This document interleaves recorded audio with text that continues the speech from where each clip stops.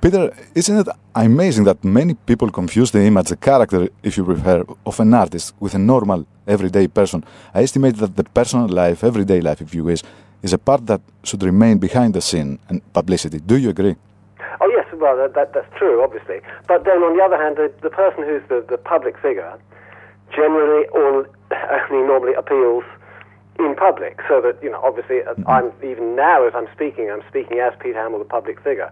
When I appear on stage, I'm there as the public figure, and of course, the kind of more private person isn't normally there. Yeah. I think I'm lucky in a way in that I've been able to have more of a private life, perhaps because of not being such a very successful public figure. It's one of the things that I don't have jealousy for the people who are very successful. That it's very, very hard for them to have a private life, and then in turn that makes it, for me, I think, maybe difficult to write about more normal private things. So all of these things have their positives and negatives. Okay, Peter, let's talk about success. In my personal opinion, Peter Hamill is one of the 2 or 3 most important artists of the last 14 years. How do you feel really today, looking back in time? Well, I feel very fortunate, really, because obviously it's a privilege it's a great deal of luck, because obviously now I have been writing and performing, recording for 40 years, and I'm very, very lucky to have done that. Obviously, that's a large part to do with having found a certain amount of audience.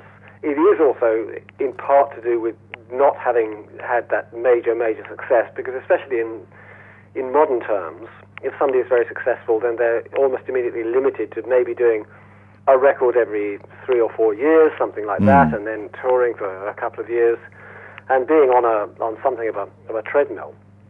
Now, obviously, I've had the opportunity to do a number of different things, and even at the moment, as I say, there's a continuing solo career, there's a continuing Van der Graaf career, which are strange and a little bit outside the normal the normal run of entertainment or pop music or rock music or whatever you want to call it. Yeah. But they are things in which we can still attempt to do something new, which is a luck and a privilege. So that's fundamentally how I feel.